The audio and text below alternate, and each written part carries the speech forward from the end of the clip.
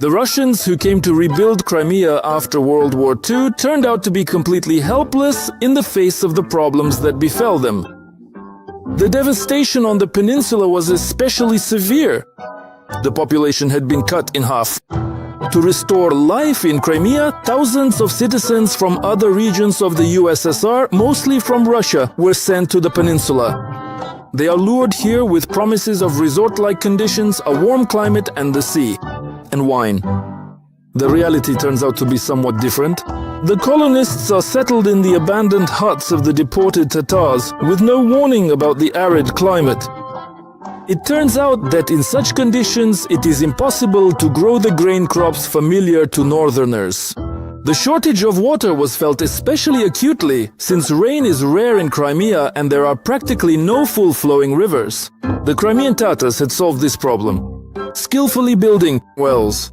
The colonists from Russia, however, had no experience in obtaining water in these unfamiliar natural conditions, and there was no one to teach them, since all the Tatars had already been deported by that time. Sometimes, in difficult situations, they even had to ask the higher authorities to send at least one Tatar to show them how to obtain water. Instead of restoring the peninsula, the Russian settlers only managed to worsen the already dire state of Crimea. The economy, and especially agriculture, fell into a state of complete decline. Once fertile lands gradually turned into a depressed region. Information about this began to reach Moscow. Nikita Khrushchev's son-in-law, journalist Alexei Adjubey, recalled that when the first secretary learned about the situation in Crimea, he personally, without warning, soon went to Crimea to check the situation on the ground.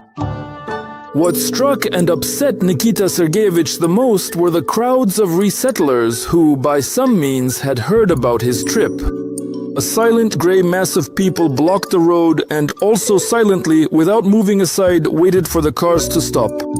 The people burdened and for a long time did not start the conversation, giving Khrushchev the opportunity to speak first. Then, from the crowd, one question would be heard, then a second, a third, about food, housing and assistance. The resettlers had mostly come from Russia, from the Volga region and the northern Russian provinces. Now I write, had come. But they shouted, "We were driven here." The familiar lament of people who have lost hope of finding a secure fate. There were even hysterical outbursts from the crowd. "Potatoes don't grow here, cabbage withers." Or suddenly something even sadder. "The bedbugs have eaten us alive." "Then why did you come?" Khrushchev would ask. And the crowd would sigh. We were deceived. After such meetings, a heavy silence would fall in the car. Malenkov and Khrushchev would avert their eyes from each other, afraid of a possible quarrel. I could feel that Khrushchev was boiling with anger and was about to snap, but he would either calm down or play it sly. He hid his anger inside. He was saving it for the future. That same evening, as the Muscovites were looking for a place to spend the night, Nikita Sergeyevich noticed a small military airfield not far from the highway and ordered the car to turn toward it. There he found an old Douglas airplane. Upon learning that the plane was still operational, Khrushchev left his entourage behind and flew to Kyiv. A few hours later, Adjubey recounts, they were already there. The capital of Ukraine greeted the distinguished guest with joyful cheers that never ceased. I remember that the door was torn off the car meant to transport the guests. Late in the evening, Kyiv's leaders gathered at the Mariinsky Palace. The dinner was lively and noisy. Toasts followed one after another. Khrushchev kept returning to his trip to Crimea and urged the Ukrainians to help revive the land. They need southerners there, people who love orchards and corn, not potatoes, he lamented. Most likely, even then during that trip, Khrushchev conceived the idea of transferring Crimea to Ukraine. Otherwise, the peninsula would have turned into a real desert. At that time, Ukraine was still the breadbasket of the Union.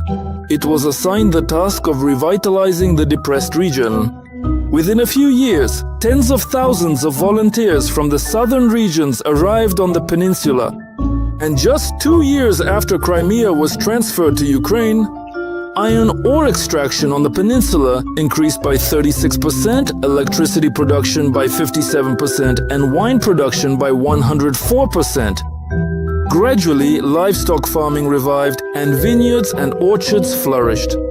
By the way, another economic reason for transferring the peninsula was the construction of the North Crimean Canal and the irrigation of the steppe regions of northern Crimea. It was easier to manage this process from Kiev, where all the materials were supplied from. The official reason for the annexation was declared to be the 300th anniversary of the Pereyaslav Rada, supposedly a symbol of the union between the two brotherly peoples, Ukrainians and Russians.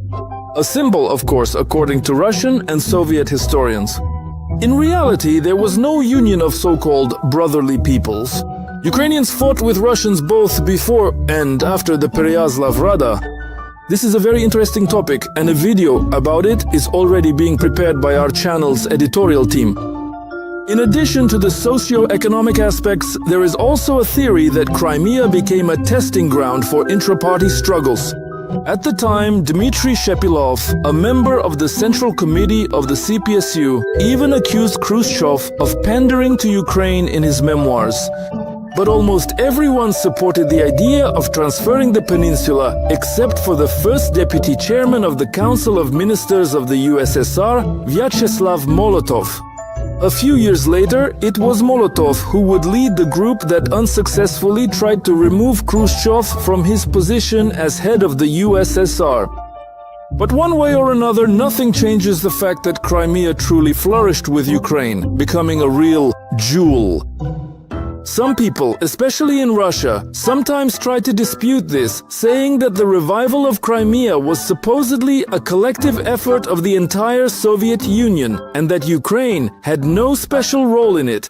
Such comrades should be reminded that in the USSR, collective meant nobodies. And the attempt at an all-Union restoration of Crimea immediately after the war ended in a complete failure. And this was mainly due to the settlers who came from Russia. The very course of historical events shows that without Ukraine and Ukrainians, Crimea cannot exist. The current situation of the peninsula under Russia's incompetent control is a perfect example of this. It serves as undeniable and truly excellent evidence. And in fact, all of this is because Crimea does not need Russians. Crimea needs Ukrainians.